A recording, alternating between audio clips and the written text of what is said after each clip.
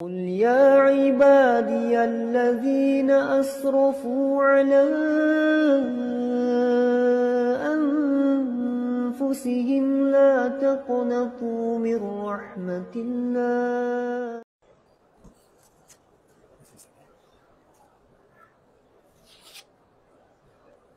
بسم الله الرحمن الرحيم. إن الحمد لله نحمده ونستعينه ونستغفره ونعوذ بالله من شرور أنفسنا ومن سيئات أعمالنا. من يهده الله فلا مضل له ومن يضلل فلا هادي له. أشهد أن لا إله إلا الله وحده لا شريك له وأشهد أن محمدا عبده ورسوله لا نبي بعد. أما بعد، يا أيها الذين آمنوا اتقوا الله حق تقاته ولا تموتن إلا وأنتم مسلمون. يا أيها الناس اتقوا ربكم الذي خلقكم من نفس واحدة وخلق منها زوجها وبث منهما رجالا كثيرا ونساء واتقوا الله الذي تساءلون به والأرحام إن الله كان عليكم رقيبا.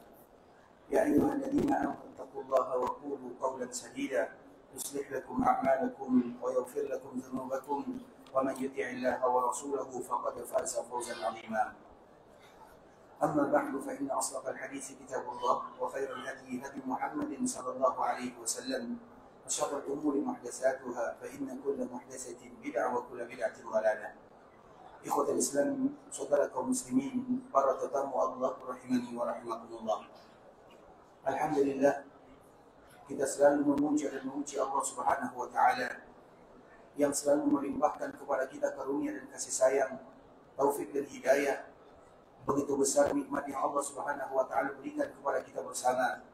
Di antara salah satu nikmat yang paling indah yang Allah lebihkan kita dibandingkan dengan saudara-saudara kita yang lainnya, ketika kita menjadi tamunya Allah Subhanahu wa taala. Karena mereka yang datang ke tanah haram dalam rangka beribadah kepada Allah, maka mereka disebut dengan tamunya Allah. Sehingga Nabi SAW pernah menyebutkan al-hujjaj wal-ummar wafdullah. Sesungguhnya para jemaah haji dan jemaah umrah, mereka itu adalah utusannya dan tamu-tamunya Allah Subhanahu wa taala. Da'awhu fa'ajabu, yang memanggil mereka datang melaksanakan ibadah bukan manusia, bukan karena urusan dunia, tapi Allah yang memanggilnya. Sehingga Nabi menyebutkan da'awhu fa'ajabu, Allah panggil mereka, mereka pun menjawab seruan Allah. Sehingga mereka berulang mengucapkan labbaik Allahumma labbaik, ya Allah, sesungguhnya panggilanmu kami jawab, kami datang untuk beribadah. Dan itulah makna daripada hadis da'awhum fa'ajabu. Kemudian ketika Allah Subhanahu wa taala memanggil mereka dan mereka pun datang ke tanah haram Makkah dan Madinah, maka di saat itulah Allah berikan kepada mereka bonus yang luar biasa. Di antara bonus yang Allah berikan, sa'aluhu fa'atahum. Kemudian dikala mereka melaksanakan ibadah yang mulia, maka mereka selalu meminta dan bermohon kepada Allah, dan semua yang mereka minta Allah pun akan mengabulkannya. Itu merupakan di antara karunia yang luar biasa bagi kita bersama ikhwatul Islam. Ketika Allah Subhanahu wa taala mengabulkan doa dan permintaan kita, itu adalah nikmat yang sangat indah. Dikala Allah Subhanahu wa taala berikan nikmat tersebut, maka kewajiban kita adalah selalu bersyukur dan bersyukur kepada Allah. Karena syukur itu sendiri adalah bagian daripada nikmat. Dikala Allah Subhanahu wa taala berikan nikmat kepada hamba, tidak semua hamba yang bisa bersyukur. Ketika ada hamba yang bersyukur kepada Allah, syukur itu sendiri adalah bagian daripada nikmat. Kemudian apabila syukur itu adalah bagian daripada nikmat, maka nikmat itu harus kita syukuri lagi. Syukur itu nikmat lagi. Nikmat itu harus lagi kita syukuri. Berarti sampai kapan kita harus bersyukur terhadap nikmat Allah Azza wa Jalla?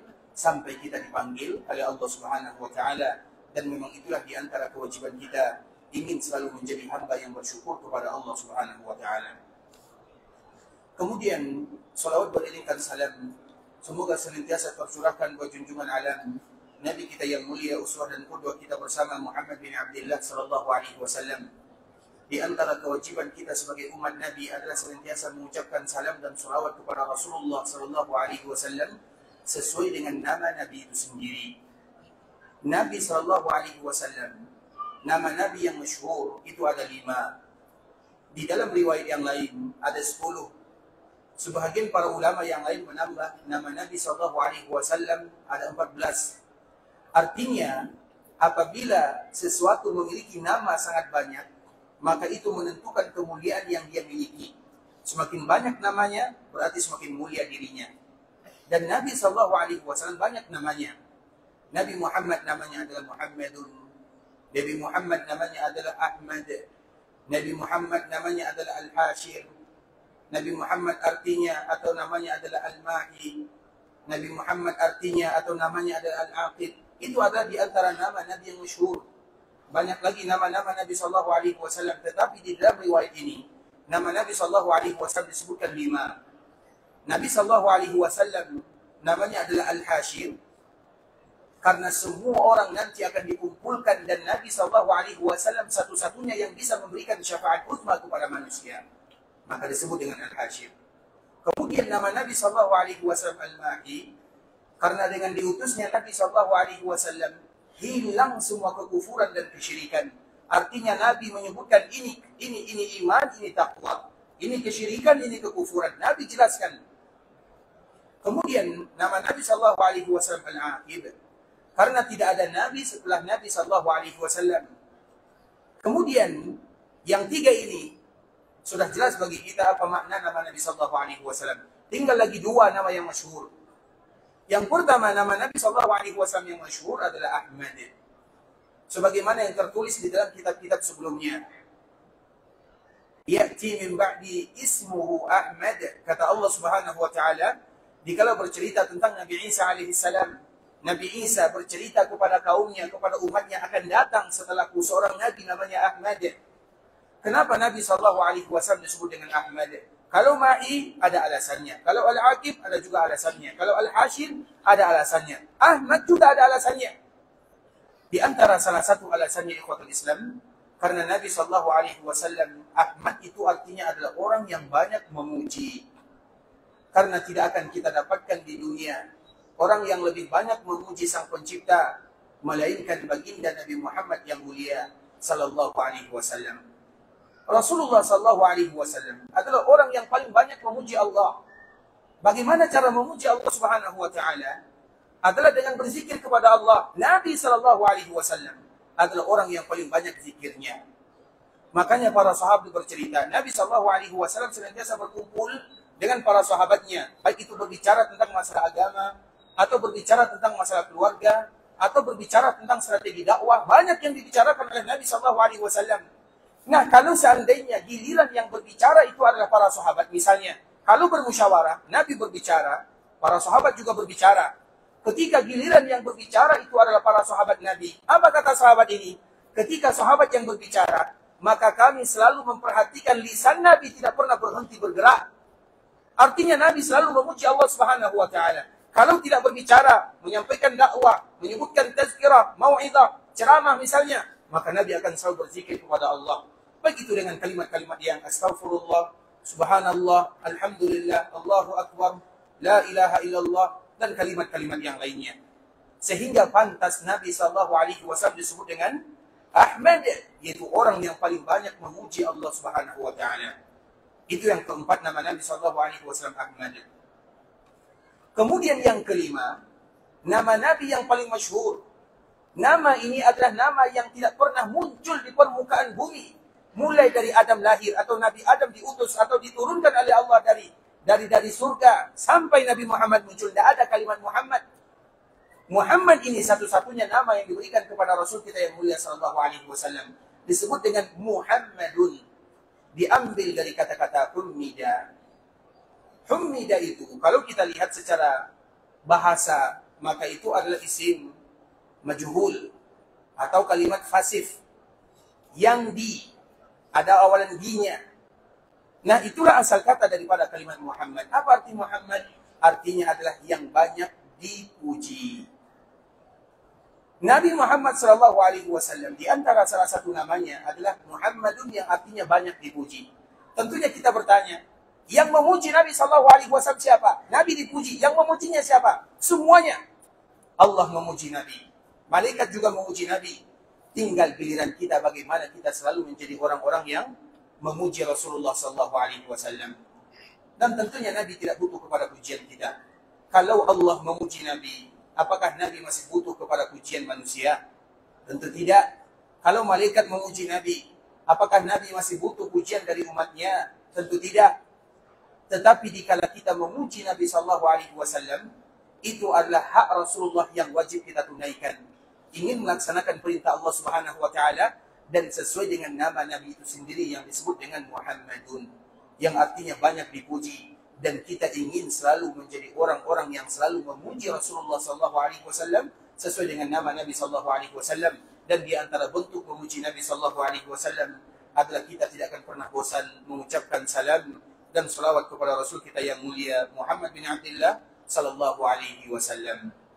Allahumma salli ala Muhammad wa ala ali Muhammad kama sallaita ala Ibrahim wa ala ali Ibrahim innaka Hamidum Majid. Allahumma barik ala Muhammad wa ala ali Muhammad kama barakta ala Ibrahim wa ala ali Ibrahim innaka Hamidum Majid.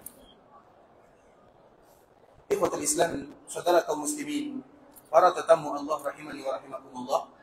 Alhamdulillah, kita kembali dikumpulkan oleh Allah Subhanahu wa Ta'ala di tempat yang mulia ini, di taman surga. Maka ini merupakan di antara keutamaan yang dimiliki oleh mereka-mereka yang ada di kota Madinah. Ternyata di Madinah itu, ikhwatul Islam, Raudhah itu ada dua. Yang pertama, Raudhah yang ada di antara mimbar Nabi SAW dan rumah ibunda kita Aisyah radhiyallahu ta'ala anha. Sehingga Nabi SAW menyebutkan, ma baina baiti wa minbari raudhatun min riyadil jannah wa minbari ala haudi. Hadis yang diriwayatkan oleh Imam Bukhari dari sahabat Abu Hurairah radhiyallahu ta'ala anhu. Di antara rumahku dan mimbarku adalah taman di antara taman-taman surga. Itu adalah Raudhah yang pertama. Dan Raudhah tidaklah disebut dengan Raudhah kecuali semua yang beribadah di sana adalah salah satu jalan yang bisa menghantarkan mereka ke surga Allah Subhanahu wa Ta'ala. Kemudian Raudhah yang kedua juga disebutkan oleh Nabi dengan bahasa yang sama. Idza marartum bi raudhatin min riyadil jannati farta'u. Wahai umatku, apabila kalian melewati taman di antara taman-taman surga, maka singgahlah di sana. Taman surga yang pertama, kita tidak disuruh singgah, kita akan berebutan datang ke sana untuk beribadah. Tapi taman surga yang kedua, Nabi anjurkan kita untuk mampir ke sana. Sehingga kita bertanya, apa sih perbedaan antara taman surga yang pertama dengan taman surga yang kedua? Secara makna tidak ada perbedaannya. Sama-sama bisa mengantarkan kita ke surga Allah Azza wa Jalla. Taman surga yang pertama yang ada di bagian Masjid Nabawi yang dulu dibangun oleh Nabi di antara rumah Aisyah dengan mimbar Nabi SAW, mimbar di antara mimbar dan rumah Aisyah. Kemudian mimbar atau Raudhah yang kedua, itu adalah sebagaimana disebutkan oleh Nabi SAW, majalisuz zikir atau ilaqaz zikir.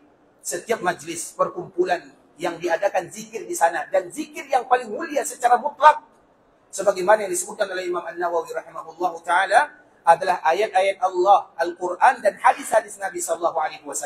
Kita takkan jumpai ada zikir yang lebih mulia dibandingkan dengan dua ini. Sehingga apabila ada orang yang baca Quran, baca hadis Nabi, seolah-olah mereka berzikir kepada Allah. Dan apabila zikir ini dilakukan di dalam masjid bersama kaum muslimin, maka itu adalah Raudhah min riyadil jannah, taman di antara taman-taman surga. Artinya apa, ikhwatul Islam? Ketika kita duduk di dalam Masjid Nabawi, maka ini adalah namanya Raudhah, taman di antara taman-taman surga. Yang mana maknanya sama dengan taman yang disebutkan oleh Nabi SAW di antara rumahnya dan mimbarnya. Sama-sama bisa mengantarkan seorang hamba ke dalam surga. Dan semoga dengan duduknya kita membaca ayat-ayat Allah Subhanahu wa Ta'ala dan juga hadis-hadis Nabi SAW bisa mengantarkan kita semuanya ke dalam surga Allah Subhanahu wa Ta'ala. Ikhwatul Islam, saudara kaum muslimin, para tetamu Allah rahimani wa rahimakumullah, kita akan kembali melanjutkan hadis Nabi SAW yang diriwayatkan oleh ibunda kita Aisyah, dikeluarkan oleh Imam Bukhari rahimahullahu ta'ala, masih berkaitan dengan sebuah kalimat yang sangat indah yang diucapkan oleh Nabi SAW, yaitu kalimat tauhid, kalimat la ilaha illallah, sebuah kalimat yang sangat mulia, sebuah kalimat yang apabila dibaca oleh seorang hamba penuh dengan keyakinan dan keimanan, maka bisa menjadikan amalan atau timbangannya berat di sisi Allah Subhanahu wa Ta'ala. Dan nanti akan kita sebutkan ikhwatul Islam, sebagaimana kemarin kita telah menceritakan, di antara salah satu keutamaan kalimat tauhid ini adalah bagaimana Allah Subhanahu wa Ta'ala akan memudahkan seseorang masuk ke dalam surga. Dan kemarin kita bercerita ikhwatul Islam, perjalanan menuju surga Allah Subhanahu wa taala adalah perjalanan yang panjang, bukan perjalanan yang singkat. Kalau kita diberikan hidup oleh Allah Subhanahu wa taala antara 60 tahun sampai 70 tahun, itu adalah kehidupan yang sangat singkat apabila dibandingkan dengan kehidupan akhirat. Karena memang Nabi SAW menyebutkan, a'maru ummati ma baina 60 wa 70. Sesungguhnya umur yang akan dimiliki oleh umatku berkisar antara 60 sampai 70 tahun sahaja. Artinya itu umur umat Nabi. Dan sedikit di antara mereka yang lebih daripada 70 tahun. Kalaupun lebih daripada 70 tahun umur kita, maka mungkin kita sakit-sakitan, atau kita tidak aktif lagi, atau sulit bagi kita beribadah kepada Allah. Sehingga itu merupakan di antara bentuk umur Nabi, umat Nabi SAW. Antara 60 sampai 70 tahun. Kemudian setelahnya apa? Setelahnya semuanya adalah pertanggungjawaban. Perjalanan yang panjang. Mulai dari alam barzakh, kemudian padang mahsyar. Kemudian setelah mahsyar, maka kemarin kita bercerita tentang hisab. Dan hisab ini ikhwatul Islam, di sini kita menyebutkan kemarin agar kita semuanya dimudahkan oleh Allah Azza wa Jalla. Hisab ini ada dua. Ada namanya hisab munaqasyah, ada namanya hisab ardun. Apa perbedaan antara kedua ini? Hisab ardun ikhwatul Islam, ketika Allah Subhanahu wa taala memanggil hambanya satu persatu. Karena memang Nabi SAW menyebutkan, ma minkum min ahadin illa wa sayukallimuhu laisa bainahu wa bainahu turjuman. Tidak ada di antara kalian satupun kecuali mereka akan langsung berbicara dengan Allah Azza wa Jalla, dan tidak ada pun terjemah antara dirinya dengan Allah. Artinya kita akan dipanggil oleh Allah satu persatu. Kemudian dikala dipanggil, maka Allah membawa bukti. Di antara bukti yang ada pada Allah Subhanahu wa taala adalah amalan catatan. Kemudian Allah pun membacakan amalan catatan kita satu persatu. Secara detail dibacakan oleh Allah Subhanahu wa taala. Satu gerakan kita pun tidak akan pernah luput dari catatan Allah Subhanahu wa taala. Catatan yang paling detail. Sehingga seorang hamba, dikala amalan catatannya dibacakan, Allah pun mengatakan, wahai fulan, bukankah kamu dulu melakukan ini, di waktu ini, di tempat ini, dalam keadaan ini? Maka fulan tadi mengatakan, iya ya Allah. Setiap kali Allah mengatakan, bukankah kamu melakukan ini? Maka orang ini selalu mengatakan, iya ya Allah, iya ya Allah. Dia mengakui semua kesalahan yang pernah dia lakukan. Kemudian setelah Allah bacakan semuanya tanpa ada lagi yang tersisa, maka fulan ini merasa dirinya tidak ada lagi tempat lari. Dia akan binasa, dia akan masuk ke dalam api neraka. Dia melihat ke kanan, ingin lari nggak bisa. Melihat ke kiri, ingin lari juga tidak bisa. Yang diharapkan adalah ampunan Allah Subhanahu wa taala. Kemudian tiba-tiba, dikala dia dalam keadaan cemas, dikala dia dalam keadaan yang mencekamkan ikhwatul Islam, tidak ada tempat lari, banyak dosanya, maka di saat itulah Allah Subhanahu wa taala mengatakan, al-yaum satartuhu lak. Wahai hambaku, semua tadi yang telah aku sampaikan, aku sebutkan, amalan catatanmu yang aku bacakan hari ini, semuanya aku tutup. Kemudian dikala Allah Subhanahu wa taala menutupnya, maka di saat itulah Allah Subhanahu wa taala ampunkan dosanya. Ketika Allah Subhanahu wa taala ampunkan dosanya, selesai hisabnya. Dan itulah yang namanya hisab yasira. Wa amma man utiya kitabahu bi yaminihi fasawfa yuhasabu hisaban yasira. Barang siapa yang diberikan catatannya, amalan catatannya dari arah kanan, maka mereka akan dihisab dengan hisab yang sangat mudah. Iya, dia merasa dirinya akan binasa, namun di saat dia merasa dirinya binasa, ketika itu pula Allah mengatakan, hari ini aku tutup semua kesalahan yang kamu lakukan, dan aku ampunkan dosamu, dan aku mudahkan urusanmu. Selesai dia dihisab oleh Allah Subhanahu wa taala. Makanya ikhwatul Islam, di antara doa yang dianjurkan bagi kita mengucapkannya, ya Allah bebaskan diriku dari api neraka. Bukankah kita selalu bermohon kepada Allah? Bahkan doa-doa yang biasanya dibaca oleh imam, terutama di akhir Ramadan atau di bulan Ramadan. Apalagi dikala kita melaksanakan doa kunut. Di antara doa yang selalu kita dengar, Allahumma a'tik riqabana minan nar. Kenapa demikian? Kenapa kita harus selalu bermohon kepada Allah? Ya Allah bebaskan diri kami dari api neraka. Karena setiap manusia sudah ada tempat duduknya di dalam api neraka Allah Subhanahu wa taala. Tidak ada satupun makhluk Allah kecuali tempat duduknya sudah ada di neraka. Kemudian Ketika ada tempat duduknya di dalam api neraka, kemudian dia melakukan amalan, Allah akan perlihatkan kepadanya, sebenarnya, kalau kamu tidak beramal, disitulah tempat dudukmu. Tapi karena kamu beramal, melakukan kebaikan, Allah gantikan tempat duduk yang ada di dalam api neraka, menjadi tempat duduk yang ada di dalam surga. Dan itu semua merupakan kasih sayang Allah Subhanahu wa Ta'ala kepada hambanya. Maka hisab ini ikhwatul Islam disebut dengan hisabun yasir, atau juga disebut dengan ardun. Dua-duanya sama, yaitu hisab yang diringankan oleh Allah Subhanahu wa Ta'ala. Kemudian yang kedua, ada namanya hisabun asir. Asir itu artinya sesuatu yang berat, atau disebut dengan hisabul munaqasyah. Hisab munaqasyah ini ikhwatul Islam untuk dua golongan. Yang pertama, golongan yang tidak beriman kepada Allah. Yang kedua, golongan orang-orang yang betul-betul tidak ada kebaikannya dalam kehidupan dunia. Dia beriman kepada Allah, iya, tapi banyak maksiatnya, besar dosanya. Maka akan dihisab oleh Allah dengan hisabun asir. Kemudian Allah panggil dirinya. Ketika Allah panggil, Allah bacakan amalan catatannya. Kemudian setiap kali Allah bacakan amalan catatannya, dia mengatakan, ya Allah, aku tidak melakukan yang demikian. Wahai fulan, bukankah kamu dulu seperti ini? Dia mengatakan, tidak ya Allah, tidak ya Allah. Dia tidak mau mengaku. Setiap pertanyaan Allah Subhanahu wa Ta'ala, dia dustakan. Kalau Allah dia dustakan, maka Rasul lebih pantas dia untuk mendustakannya. Karena Allah saja mereka mendustakan Allah Subhanahu wa Ta'ala. Dan itu dikala mereka langsung ditanya oleh Allah Azza wa Jalla. Mereka berani mendustakan Allah Subhanahu wa Ta'ala. Ketika mereka mendustakan Allah Subhanahu wa Ta'ala, maka Allah tidak butuh dengan mulutnya. Karena mulut yang selalu berdusta atas nama Allah Azza wa Jalla, mulut yang mendustakan agama, yang mendustakan Allah Azza wa Jalla, yang mendustakan nabinya, maka Allah kunci. Al-yawma nakhtimu ala afwahihim wa tukallimuna aydihim.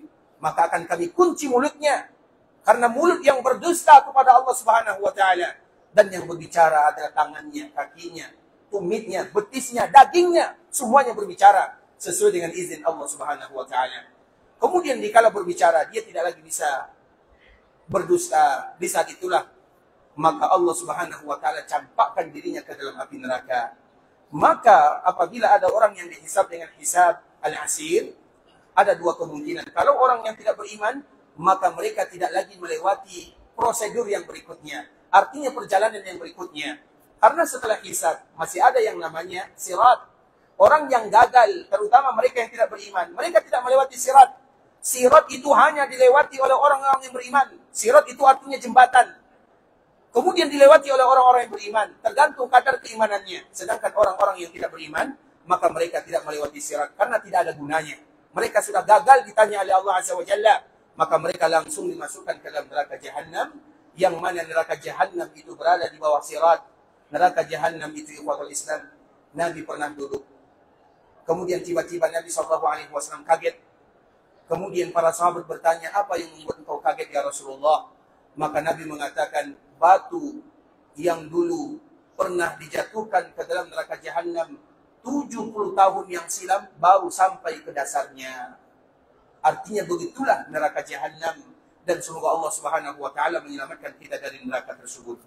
Kemudian ikhwatul Islam, tentunya kita dalam proses ini, kita kemarin membahas tentang mereka yang dihisab oleh Allah Subhanahu wa Ta'ala. Ada hamba mereka yang tanpa hisab dan tanpa diazab. Ada memiliki 4 sifat yang kemarin telah kita sebutkan. Ketika semua hamba dihisab, baik mereka yang beriman ataupun mereka yang tidak beriman, mereka yang taat ataupun mereka yang tidak taat, tiba-tiba ada sebahagian makhluk Allah Subhanahu wa Ta'ala, mereka yang melewati keadaan di padang mahsyar, namun mereka tidak dihisab dan mereka juga tidak diazab oleh Allah Subhanahu wa Ta'ala. Kemarin kita telah sebutkan 4 golongan mereka atau 4 sifat yang mereka punya. Siapa yang masih ingat? Yang berumur 50 tahun ke atas. Siapa yang masih ingat? Silakan Pak. Yang satu, apa golongan yang pertama? Sifat yang pertama, mereka dihisab tanpa azab, tanpa dihisab, tanpa diazab. Orang yang tawakal. Yang kedua, kita lihat karena kita terlebih dulu. Dan kedua, apa sifatnya? Orang yang tidak menganggap sial. Tidak ada anggapan sial dalam hatinya. Semuanya datang dari Allah, manfaat dan mudarat dari Allah, tidak ada sial. Sial itu tidak ada istilah kalimat sial dalam kehidupan dunia. Ini sial, itu sial, tidak ada. Baik, yang ketiga, mereka yang tidak berobat dengan kai, besi panas. Kemudian yang keempat, mereka yang tidak minta diruqyah. Walaupun ruqyah itu boleh, tapi mereka yang meminta diruqyah, maka mereka cancel dari orang-orang yang termasuk ke dalam 70.000 orang yang masuk surga tanpa hisab dan tanpa diadab. Masya Allah, bisa dikasih sama kita opor ya. Baik. Ikhwatal Islam, itu adalah 4 sifat yang kemarin telah kita jelaskan. Kemudian penjelasan terakhir kita kemarin, ikhwatal Islam. Intisari daripada orang yang akan dihisab oleh Allah tanpa hisab, tanpa diadab, terkumpul di dalam kalimat dan sifat terakhir. Wa ala rabbihim yatawakkalun. Nabi SAW menyebutkan, 70,000 yadkhuluna al-jannata bighairi hisabin wala azab. Humul ladina la yastarqun, wala yaktawun, wala yatatayyarun, wa ala rabbihim yatawakkalun. Itu adalah sifat mereka yang masuk surga tanpa hisab dan tanpa diazab. Yang pertama, mereka yang tidak minta diruqyah. Meruqyah itu boleh, meruqyah itu ibadah. Nabi meruqyah dan Nabi juga diruqyah. Tapi yang tidak dianjurkan itu adalah dikala kita minta ruqyah kepada orang lain. Itu yang pertama. Kenapa demikian? Karena seolah-olah kurang rasa tawakalnya. Kemudian yang kedua, mereka yang tidak menganggap sial sesuatu. Tidak ada sial dalam kehidupan dunia. Tidak ada. Satu pun tidak ada yang sial. Sehingga kita tidak boleh beranggapan ini sial, itu sial. Ini membawa berkah, ini membawa bencana. Itu tidak ada kalimatnya. Semuanya datang dari Allah Subhanahu wa Ta'ala. Bahkan Nabi SAW diperintahkan oleh Allah untuk mengatakan, Qul la amliku li nafsi naf'an wala darra. Wahai Muhammad, katakan kepada umatmu, aku tidak bisa memberikan manfaat ataupun mudarat kecuali yang Allah kehendaki. Dan satu-satunya kalau ada yang bisa memberikan berkah ikhwatul Islam, benda-benda Allah yang ada di dunia, benda, maka yang bisa memberikan berkah adalah Hajar Aswad. Kalau bisa. Tapi itu pun disebutkan oleh Umar bin Khattab radhiyallahu ta'ala anhu, ketika dia mencium Hajar Aswad, inni a'lamu annaka hajar, la tadur wa la tanfa'. Wahai Hajar Aswad. Hajar Aswad itu dianjurkan bagi kita menciumnya. Tapi dikala Umar menciumnya, dia mengatakan, aku tahu kamu itu adalah batu. Tidak ada manfaat, tidak ada mudarat. Padahal Hajar Aswad, Hajar Abyad, sebuah batu yang keluar, yang turun dari surga, yang nanti Allah akan kembalikan dia ke surga. Sebagaimana Raudhah yang ada di Madinah akan diangkat oleh Allah ke surga, begitu juga dengan Hajar Aswad juga akan kembali diangkat oleh Allah ke surga. Sama-sama diturunkan dari surga dan sama-sama akan diangkat kembali ke surga. Hajar Aswad, kalau diangkat oleh Allah ke surga, maka Allah berikan untuknya mata dan telinga. Ketika Allah berikan untuknya mata dan telinga, maka dia pun akan bersaksi kepada Allah. Semua mereka yang menciumnya, semua mereka yang menyentuhnya, maka akan dia jadikan saksi, atau Hajar Aswad akan menjadi saksi. Ya Allah, Fulan bin Fulan dulu menciumku, Fulan bin Fulan dulu memegangku, akan menjadi saksi di hadapan Allah Subhanahu wa Ta'ala. Begitu kemuliaannya. Tapi Umar mengatakan, inni a'lamu annaka hajar. Wahai Hajar Aswad, aku tahu kamu itu adalah hajar, batu. Tidak ada manfaat, tidak ada mudarat. Artinya apa? Tidak ada manfaat dan tidak ada mudarat secara sendirinya, kecuali atas izin Allah Subhanahu wa Ta'ala. Inni a'lamu annaka hajar, la tadur wa la tanfa'. Walaula anni, kalaulah aku tidak melihat Nabi menciummu, maka baltuk, maka aku pun tidak akan menciummu. Artinya ikhwatul Islam, sama dengan ayat yang tadi telah kita jelaskan, yang memberikan manfaat, mudarat. Tidak ada yang namanya kesialan dalam kehidupan. Anak ini, kalau ini namanya, maka anak itu anak pembawa sial. Tidak ada kalimat-kalimat pembawa sial.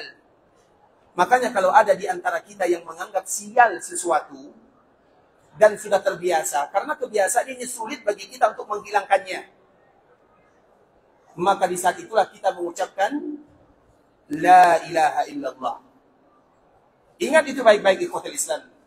Apabila kita masih ada keyakinan-keyakinan seperti ini, seperti misalnya, apabila ada anak yang duduk di luar setelah Isya, misalnya contoh, maka dia akan kerasukan syaitan misalnya. Itu sekedar contoh. Jadi tidak boleh kalian, karena itu adalah duduk sial misalnya.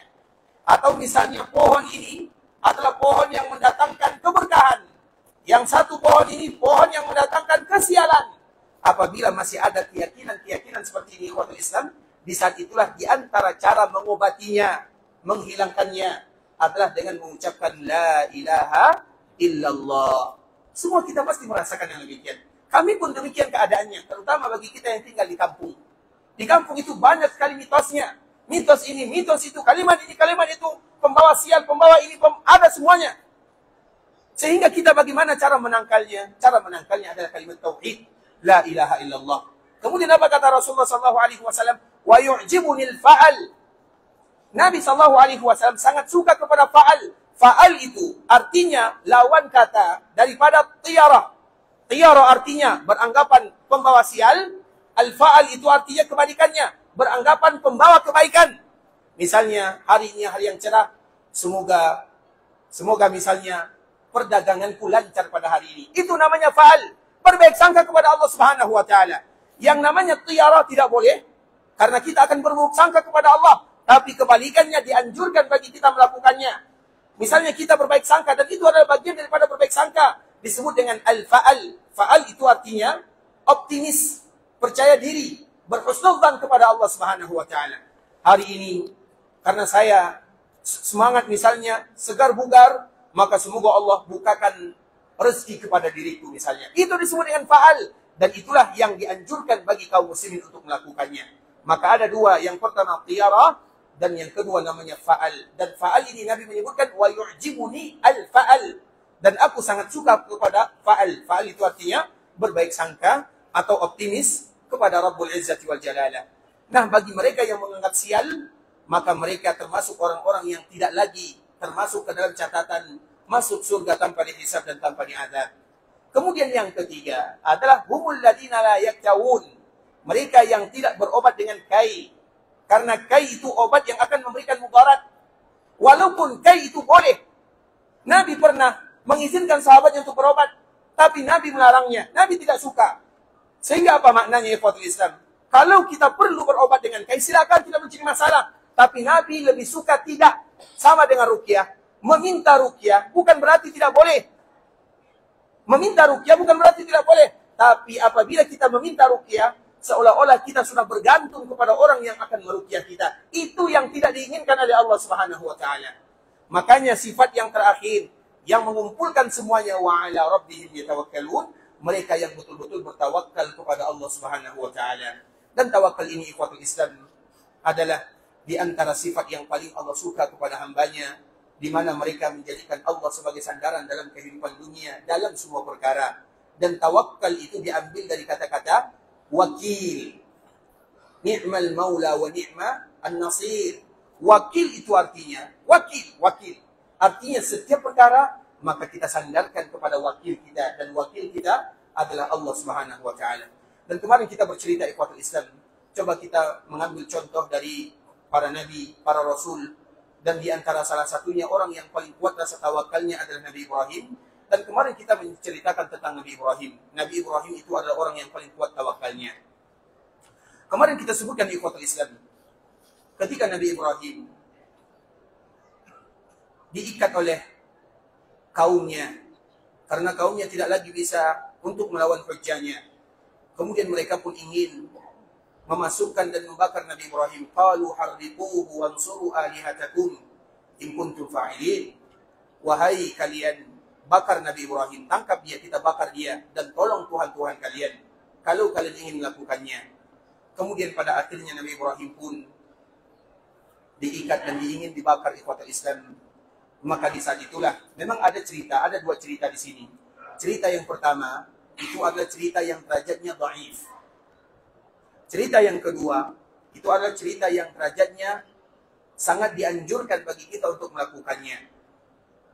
Ketika Nabi Ibrahim ikhwatul Islam dimasukkan ke dalam api yang sangat besar kobarannya, maka di saat itulah malaikat datang.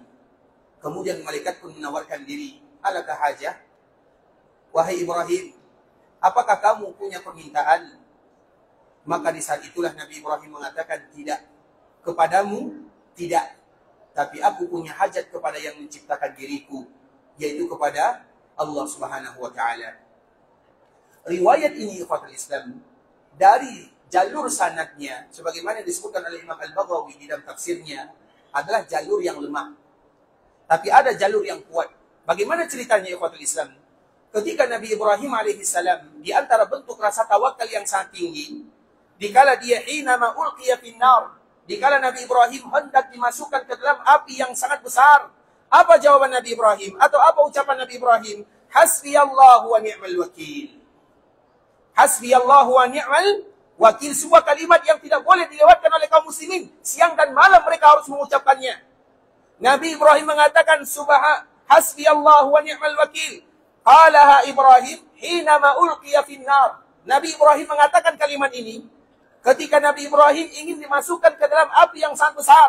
Apa artinya? Hasbiyallah, cukup Allah yang menolong diriku. Wa ni'mal wakil, dan sebaik-baik wakil adalah Allah. Artinya tawakal yang paling tinggi. Makanya kemarin kita menyebutkan wa ala rabbihim yatawakkalun. Orang yang paling bertawakal kepada Allah ada dua. Yang pertama adalah Nabi Ibrahim, dan yang kedua adalah Nabi Muhammadun sallallahu alaihi wasallam. Dan mereka sama-sama mengucapkan kata yang sama, kalimat yang sama dalam keadaan yang serupa. Nabi Ibrahim kapan mengucapkan kalimat ini? Dikala akan dimasukkan ke dalam api yang sangat besar. Qalaha Ibrahim hinama uqiya finnar, hasbiyallahu wa ni'mal wakil. Ketika Nabi Ibrahim mengatakan kalimat ini, ikhwatul Islam, apa yang terjadi? Maka langsung Allah turunkan perintah kepada api yang membakar. Qulna ya nar, kami katakan kepada api, yang menciptakan api adalah Allah. Allah jadikan api itu panas, Allah juga. Dan mudah bagi Allah menjadikan api itu sebagai sesuatu yang dingin. Maka di saat itulah Allah perintahkan, Qulna ya nar, kuni barda. Wahai api, jadilah kamu dingin. Bukan hanya sekedar dingin.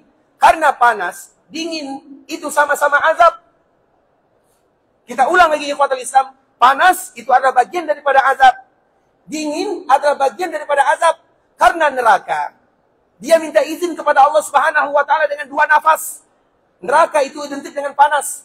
Kemudian dia mengadu kepada Allah, ya Allah berikan kepadaku dua nafas. Maka diberikan dua nafas untuknya. Nafas panas, nafas dingin. Makanya di kala musim panas, terutama di daerah yang ada panasnya, itu membahayakan. Di musim dingin juga lebih membahayakan. Makanya Umar bin Khattab radhiyallahu ta'ala mengatakan, musim panas itu adalah musim yang bisa mengganggu, mu'zi. Dan musim dingin adalah musim yang bisa mencelakakan, muhlik.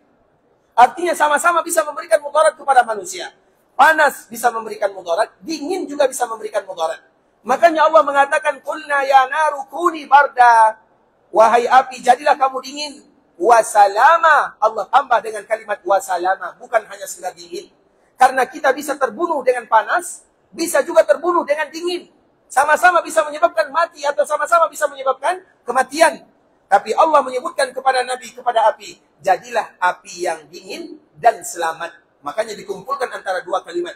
Qulna ya naru kuni bardan wasalama, jadilah dingin dan selamat. Artinya ya ikhwatul Islam, ketika Nabi Ibrahim dimasukkan ke dalam api yang besar, maka Allah perintahkan kepada api tersebut, karena Nabi Ibrahim mengucapkan kalimat hasbiyallahu wa ni'mal wakil. Ya Allah, cukup Engkau yang menjadi penolong diriku, dan Engkau adalah sebaik-baik tempat aku bersandar. Artinya Engkau adalah tempat aku berwakil. Artinya aku adalah orang-orang yang ingin selalu menjadi hamba yang bertawakal kepadamu. Tawakal, wakil, dua kalimat yang sama. Kemudian apa lanjutan ayat ini ikhwatul Islam? Wa najjaynahu wa luta ila al-ardi allati barakna. Ketika setelah api ini menjadi dingin, maka kami selamatkan dia dengan Nabi Lut. Kemarin kita menyebutkan Nabi Ibrahim dengan Nabi Lut, Nabi yang diutus oleh Allah satu zaman. Ketika Nabi Ibrahim dibakar oleh api atau ingin dibakar oleh kaumnya, di saat itu pula lah Nabi Lut diperintahkan oleh Allah untuk keluar dari daerahnya dan menghancurkan umatnya. Allah hancurkan umatnya, kemudian Allah selamatkan Nabi Ibrahim dalam waktu yang sama. Yang satu, Nabi Ibrahim diselamatkan oleh Allah, dan Nabi Lut juga sama-sama diselamatkan oleh Allah. Kemudian, وَنَجَّيْنَاهُ. Apa kata Allah di ayat berikutnya? Kami selamatkan dia. Siapa dia? Yaitu Nabi Ibrahim. وَنَجَّيْنَاهُ وَلُوطًا. Dan juga begitu juga dengan Nabi Lut, kami selamatkan mereka. Ilal ardil lati barakna. Bagaimana cara Allah menyelamatkan Nabi Ibrahim dan Nabi Lut? Maka Allah perintahkan mereka berdua sama-sama hijrah ke sebuah daerah yang disebut dengan daerah Barokah. Apa daerah Barokah? Daerah Barokah di dunia ada berapa? Siapa yang tahu? Berapa daerah Barokah yang ada di dunia? 3. 1. Syam yang kedua. Madinah yang ketiga.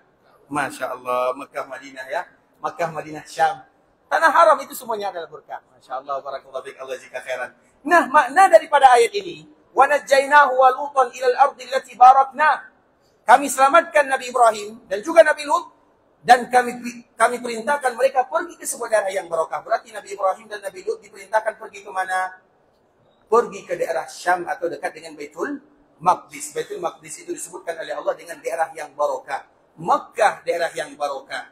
Madinah adalah daerah yang barokah.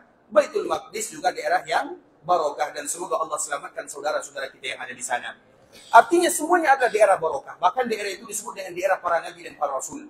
Makanya tidak ada kaum muslimin kecuali mereka pasti ingin melaksanakan ibadah solat terutama di Baitul Maqdis. Makkah di Madinah, alhamdulillah Allah mudahkan bagi kita bersama. Tapi kalau di Baitul Maqdis masih ada tahapan-tahapan kesulitannya. Kita tidak tenang beribadah di sana. Dan semoga suatu saat nanti kita bisa beribadah di sana. Daerah para nabi.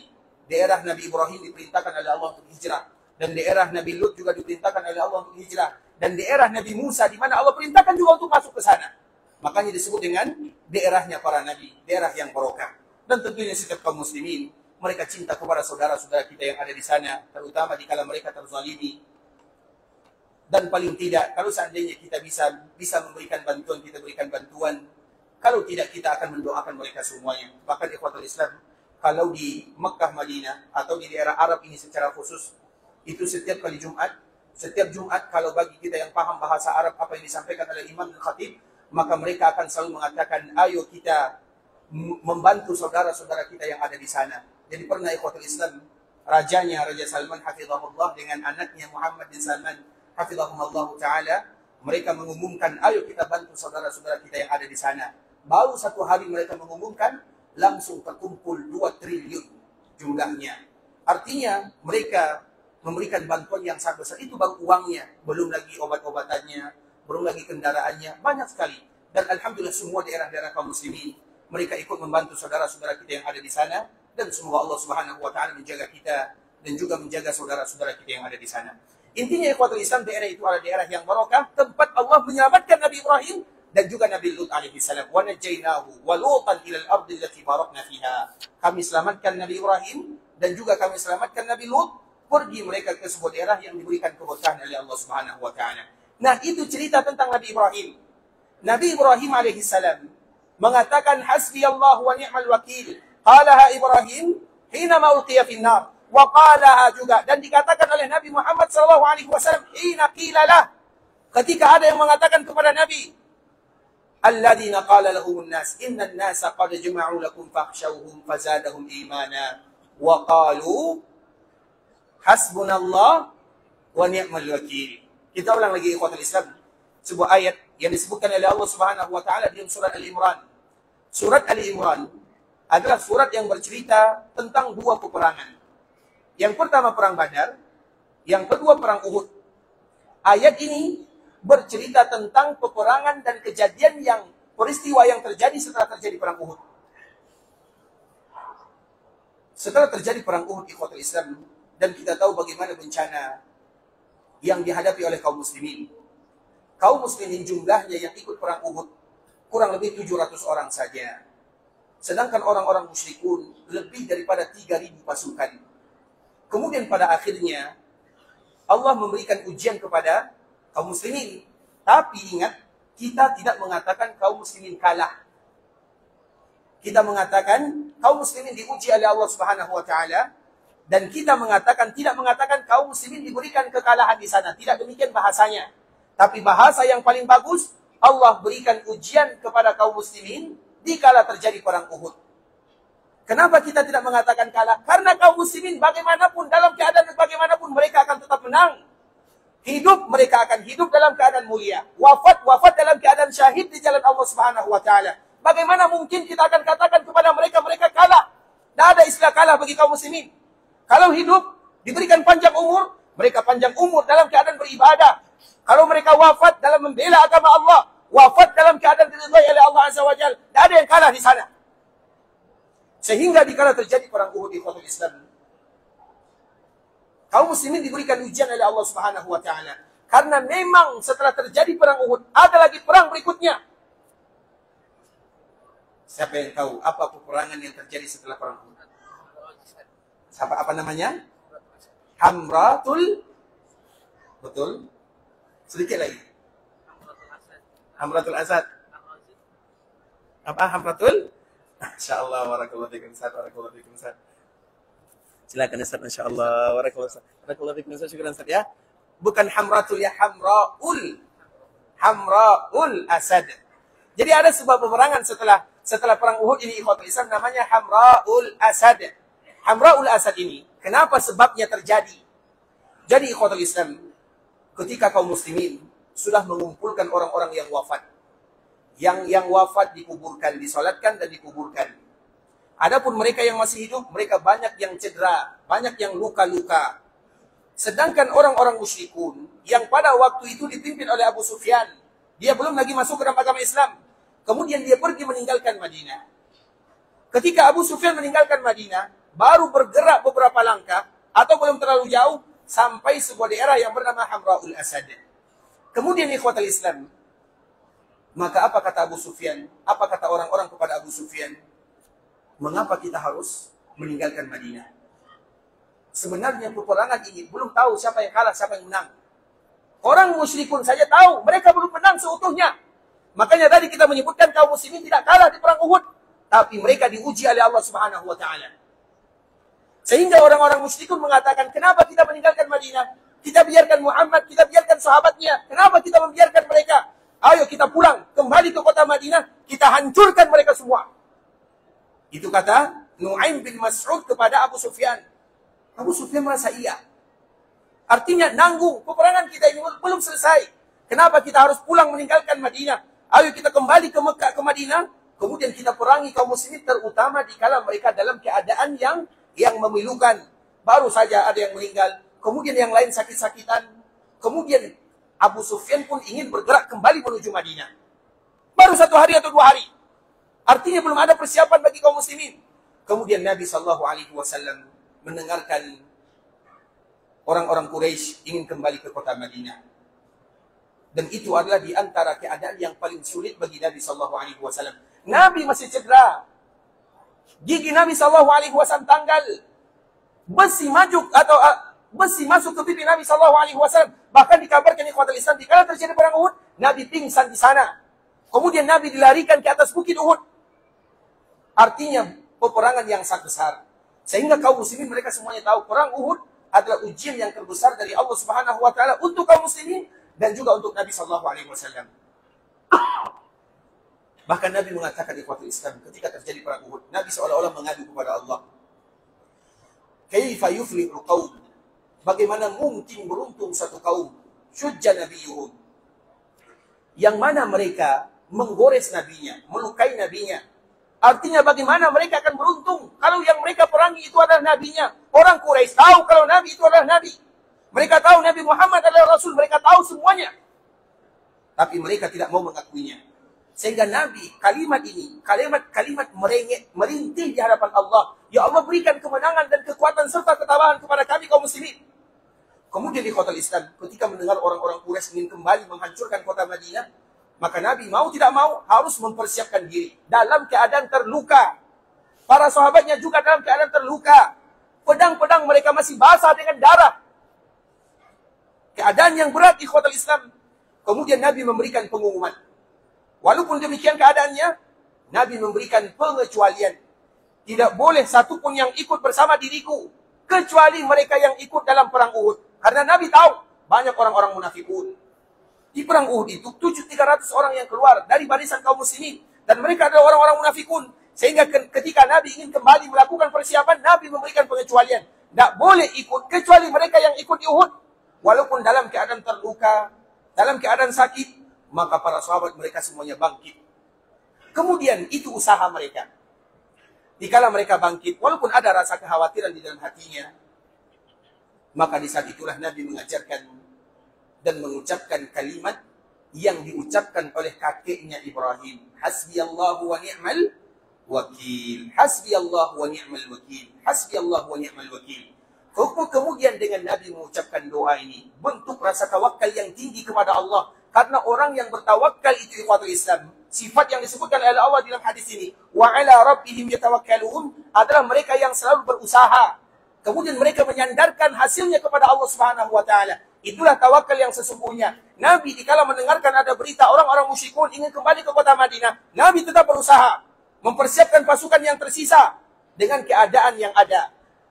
Kemudian, maka setelahnya Nabi mengucapkan dan selalu mengucapkan hasbi Allah wa ni'mal wakil. Maka Allah pun turunkan firman-Nya, alladzina qala lahumun nas innan nasa qad jama'u lakum. Ketika ada orang yang mengatakan, wahai Muhammad, orang-orang musyrikun mereka kembali mengatur pasukan, kembali ingin datang ke kota Madinah, ingin menghilangkan kaum muslimin di permukaan dunia karena nanggung. Kemudian fakhshawhum, maka takutlah kepada mereka. Artinya jangan kalian lawan, menyerah saja. Fakhshawhum. Dikala kalimat ini sampai ke telinga Nabi dan sampai ke telinga kaum muslimin, fazadahum imana. Kaum muslimin tidak pernah takut. Mereka hanya takut kepada Allah. Iman mereka yang akan bertambah kepada Allah, fazadahum imana. Kemudian dikala iman mereka bertambah, semakin bertambah ketakwaan mereka kepada Allah, fazadahum imana wa qalu, semua mereka yang ikut bersama Nabi, mereka mengucapkan hasbunallahu wa ni'mal wakil. Cukup Allah yang menolong kami. Kami tidak butuh kepada manusia. Orang-orang munafikun, mereka yang tidak membantu Nabi, kami tidak butuh kepada kalian semuanya. Kami juga tidak butuh kepada kalian. Kami tidak takut kepada musuh. Sehingga mereka mengatakan hasbunallah, cukup Allah tempat kami bersandar, tempat kami menyerahkan diri, wa ni'mal wakil, dan Allah adalah zat sebaik-baik tempat kita bersandar. Itulah tawakal yang sebenarnya. Kalimat yang sama diucapkan oleh ayahnya, kakeknya, buyutnya, dan juga diucapkan oleh cucunya Muhammad bin Abdullah sallallahu alaihi wasallam, dan sama-sama diabadikan di dalam Al-Quran atau sama-sama diceritakan di dalam hadis Rasulullah sallallahu alaihi wasallam. Apa yang terjadi ikhwatul Islam ketika mereka mengucapkan, Nabi dan para sahabat mengucapkan hasbunallah wa ni'mal wakil? Di saat itulah Allah turunkan rasa takut kepada orang-orang musyrikun, padahal mereka berada di dalam puncak kemenangan atau puncak kekuatan, persiapan yang sangat matang. Tapi dikala Nabi mengucapkan hasbunallah wa ni'mal wakil, kemudian para sahabat juga mengucapkan kalimat hasbunallah wa ni'mal wakil, Allah turunkan rasa takut di dalam hatinya, di dalam hati orang-orang musyrikun. Kemudian mereka tidak jadi melangkah menuju Madinah. Mereka takut sebelum berjumpa dengan kaum muslimin. Kemudian pada akhirnya mereka pun pulang meninggalkan Madinah menuju Makkah. Makanya kita tidak mengatakan kaum muslimin kalah dalam peperangan Uhud. Mereka diuji oleh Allah, iya, tapi mereka tidak kalah. Dan kaum muslimin tidak akan pernah kalah selama mereka menjadikan Allah sebagai sandarannya. Begitu juga saudara-saudara kita, mereka yang syahid di jalan Allah Subhanahu wa taala. Mereka tidak kalah ikhwatul Islam. Mereka mulia, hidup mulia, mati pun masuk dalam keadaan atau masuk dalam surga. Itulah seorang muslim, mereka yang selalu menyandarkan dirinya kepada Rabbul Izzati wal Jalalah, dan semoga Allah Subhanahu wa taala memasukkan kita semuanya ke dalam surga Allah Subhanahu wa taala. Ikhwatul Islam, saudara kaum muslimin. Nah, itulah yang disebut dengan tawakal kepada Allah Subhanahu wa taala. Mereka-mereka yang bertawakal inilah yadkhuluna al-jannata bighairi hisabin wala adzab. Mereka yang akan masuk surga tanpa hisab dan tanpa diazab. Sehingga kita bertanya kepada diri kita sendiri, sudahkah kita memiliki sifat ini, sifat tawakal kepada Allah? Kalau belum ada, maka dalam satu hari jangan pernah lewatkan kata-kata hasbiyallahu wa ni'mal wakil. Di dalam sebuah riwayat, walaupun riwayat ini berbeda para ulama, hasbiyallahu la ilaha illahu alaihi tawakkaltu wa huwa rabbul arsyil azim, dibaca 7 ulama.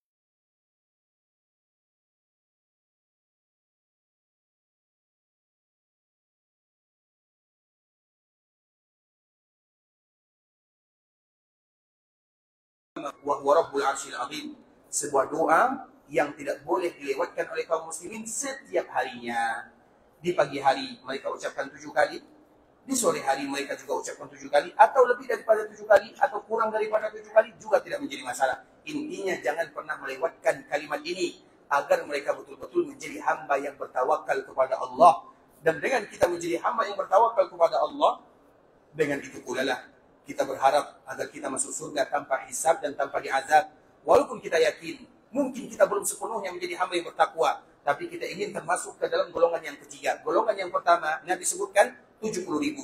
Golongan yang kedua Nabi sebutkan kurang lebih 4.900.000. Golongan yang ketiga wasalasu hasayatin, yaitu 3 cidukan dari Allah. Kita ingin mendapatkan atau mereka-mereka yang diciduk oleh Allah, agar kita tidak mendapatkan siksaan atau kita tidak dihisab. Walaupun kita dihisab, kita ingin hisabun yasir, kemudian kita pun masuk surga bersama orang-orang yang diinginkan oleh Allah Subhanahu wa taala. Ikhwatul Islam, saudara kaum muslimin, para tetamu Allah rahimani wa rahimakumullah, tanpa terasa waktu juga yang memisahkan kita, ikhwatul Islam. Semoga apa yang kita sampaikan memberikan manfaat kepada kita bersama. Tentu yang benar dari Allah Subhanahu wa taala, yang salah dari diri kami pribadi karena kurangnya ilmu kami, karena kebodohan dan kejahilan kami. Kami mohon dimaafkan kalau ada kata-kata yang kurang berkenan di hati, atau penyampaian yang salah kami dalam mengucapkannya, atau ada hal-hal yang mungkin kami keliru di dalam menyampaikannya. Dan kita selalu berharap kepada Allah Subhanahu wa taala agar Allah Subhanahu wa taala ampunkan dosa kita semuanya, ampunkan dosa orang tua kita, saudara-saudara kita, keluarga kita, masyarakat kita, pemimpin kita, guru-guru kita, orang-orang yang pernah berbuat baik kepada kita, dan seluruh kaum muslimin. Kalau ada di antara kita yang berada di dalam kesusahan, semoga Allah berikan kemudahan. Kalau ada di antara kita yang sakit, semoga Allah berikan kesehatan. Kalau ada di antara kita yang berhutang, semoga Allah Subhanahu wa taala lunaskan. Kalau ada di antara saudara kita yang dipanggil oleh Allah, semoga Allah Subhanahu wa taala ampunkan. Kalau ada di antara kita yang ingin pergi ke Mekah untuk melaksanakan ibadah, semoga Allah jadikan ibadah mereka ibadah yang diterima. Doa mereka doa-doa yang langsung menembus ke langit Allah Subhanahu wa taala. Dijadikan umrah mereka adalah umratan mabrurah wa sa'yan mashkura wa damtan maghfura. Kalau ada di antara kita yang ingin pulang ke kampung halaman, semoga Allah lancarkan urusan, mudahkan perjalanan. Allah kembali kumpulkan mereka bersama keluarga dalam keadaan sehat walafiat, dan agar kita selalu bisa menjadi tamunya Allah di kota Makkah dan Madinah. Kita tutupkan doa kafaratul majlis. Subhanakallahumma wa bihamdika asyhadu an la ilaha illa anta astaghfiruka wa atubu ilaik. Wa sallallahu wa sallim ala nabiyyina wa habibina wa khalilina wa sayyidina Muhammadin wa ala alihi wa sahbihi wa sallam tasliman katsira. Assalamualaikum warahmatullahi wabarakatuh.